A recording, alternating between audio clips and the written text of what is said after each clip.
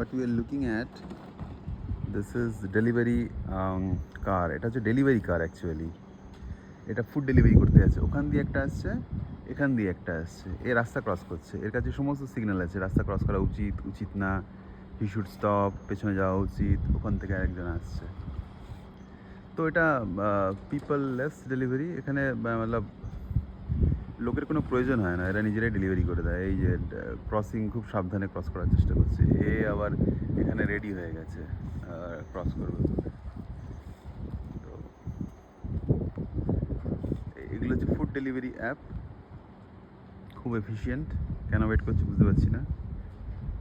এও ওয়েট করছে কিছু একটা সিগন্যালের জন্য। এই ক্রস করে গেল রাস্তা। তো অটোমেটিক রোবোটিক